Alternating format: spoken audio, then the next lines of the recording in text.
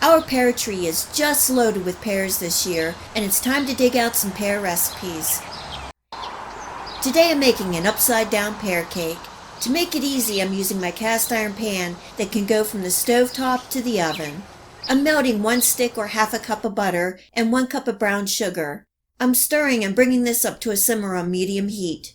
Once at a simmer, I'm letting that cook for 1 minute and then removing from the heat and letting it slightly cool. This will produce a nice gooey glaze on top.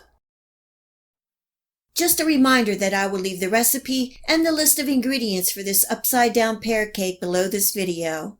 Also remember to like and subscribe if you enjoyed this video recipe and click the bell to make sure you receive notification of all my future video recipes. I'm mixing the dry ingredients first. I have 1 3/4 cups of all-purpose flour, and I'm adding in 1/2 teaspoon of baking powder and 1/4 teaspoon of salt, giving that a good whisk and setting to the side. In another bowl, I have 1 stick of room temperature butter, and I'm adding in 1 1/4 cups of sugar, giving that a mix with my hand mixer until creamy. I'm adding in 2 room temperature eggs and giving it another mix. And I'm adding in 1/2 cup of room temperature milk and another mix. Now I'm gradually adding the dry ingredients to the wet ingredients and mixing thoroughly in between, making sure that I scrape down the sides. The batter will be a little thick.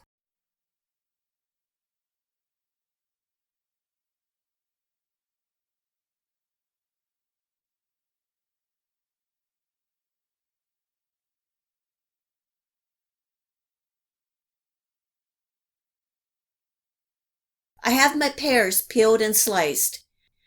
I'm also using some maraschino cherries. You can decorate it as you like. Remember, when the cake is done, that it will be flipped upside down and this will be the top.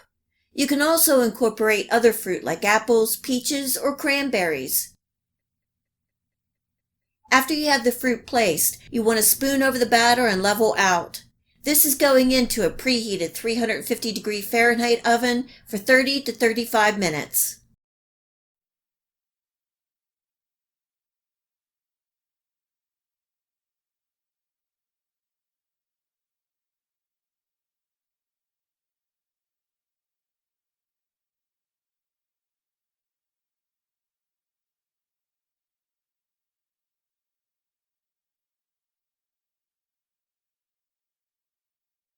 I just took the pear cake out of the oven.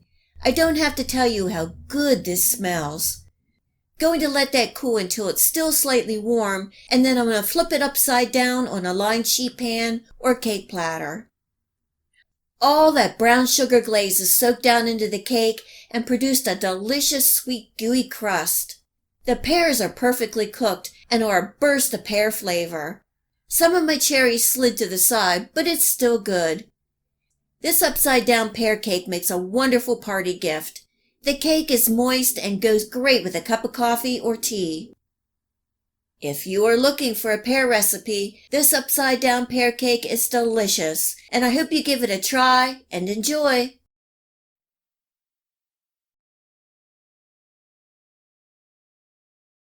First, I am mixing my dry ingredients and sifting.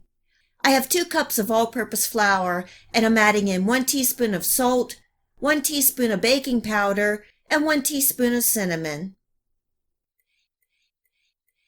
In another bowl, I have 3 eggs, and I'm adding in 1 3/4 cups of sugar and mixing well.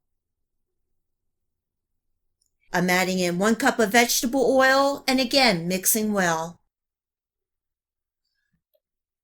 Now I'm adding my dry ingredients to my wet ingredients, and I will do this in a couple batches, mixing well in between. Make sure you scrape the sides and bottom well. The batter will be slightly thick, and try not to overmix.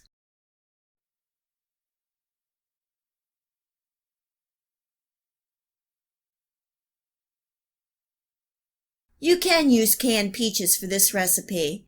Today I'm using 2 cups of fresh peaches that I peeled and diced.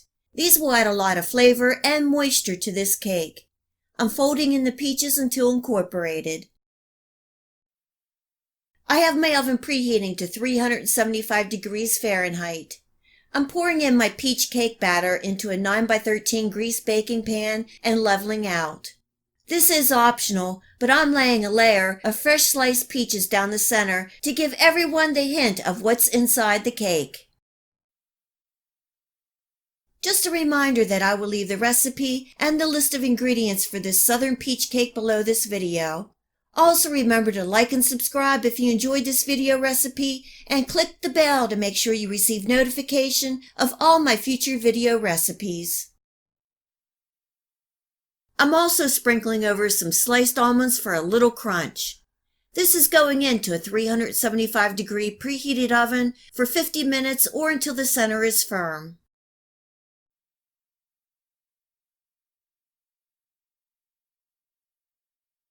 The kitchen smells amazing. The cake is done and I'm going to let it cool to room temperature. It is going to be hard to resist. In the meantime, I'm going to make a simple icing to drizzle over the top. I have about a half a cup of confectioner's sugar and I'm adding in a little drizzle of milk at a time. It will take about a teaspoon or so to get the consistency that I want. And that is going to do it right there. This is what you want, and whisk it until it is smooth. Once the cake is completely cool, I'm going to drizzle the icing over the top. There's no right or wrong here. Just try to evenly disperse the icing so everyone gets a bite. I made these Hungry Man servings, but you can easily get 12 to 16 servings out of this cake. This Southern Peach Cake is nice and moist and dense like a coffee cake, so a little will go a long way. I can taste the hint of cinnamon, and it has a light peach flavor with a crunchy, sweet, peachy topping. With the holiday season coming, this is a great cake recipe to keep in mind. Easy to put together and delicious. I hope you give this Southern Peach Cake a try and enjoy. This cake is easy and fun to make. You probably have most of the ingredients in your pantry. Granny cake is a dense cake using a can of crushed pineapple and topped with an icing when the cake is right out of the oven. The results? Well, you will see at the end. In a large bowl, I'm combining the flour, sugar, salt, and baking soda, giving that a good mix to combine. Next, I'm adding in 2 large eggs that are at room temperature and a 20-ounce can of crushed pineapple with the juices. And that's it for the cake, giving that a good mix to incorporate. Just a reminder that you'll be able to find this recipe, the list of ingredients, and much more in the Show More section below. I've also included links where you can purchase online some of the ingredients and the equipment that I use in this video recipe. If you have a chance, please check it out. I have my oven preheating to 350 degrees Fahrenheit. I'm pouring the batter into a well-greased 9x13 pan and leveling out. Topping the cake with some crushed pecans and sprinkling with some brown sugar. The original recipe calls for about 3/4 of a cup to a cup of brown sugar, but here I'm using about a half a cup. With sugar in the cake, the brown sugar for the topping, and there is sugar in the icing going on top, that can be really sweet, so you can adjust the sugar level to your liking. This goes in the oven for 40 to 45 minutes or until a toothpick inserted in the center comes out clean. While the cake is baking, I'm making the icing for the top. This icing really makes this cake. In a saucepan over medium-high heat, I'm combining some evaporated milk, sugar, and butter and bringing that to a boil.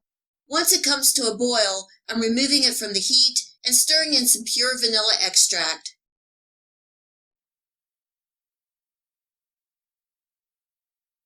The cake is done and it smells really good. I'm evenly pouring over my icing, and it will fill in all the gaps and soak down into the cake, run down the sides, and soak into the bottom. When the cake completely cools to room temperature, the cake will have absorbed all the icing, and the top will have formed a nice, crispy, crunchy, nutty crust topping. The granny cake is a dense, moist cake, almost like a brownie. The pineapple gives it a nice richness. Let the granny cake cool to room temperature so it absorbs all the icing, and then you can store it in the refrigerator. I hope you give this easy and delicious granny cake a try and enjoy. If you like this video recipe, please hit the like and subscribe button. Remember to hit the bell next to the subscribe to make sure that you get my future video recipes. You can also find me on Facebook and at my website.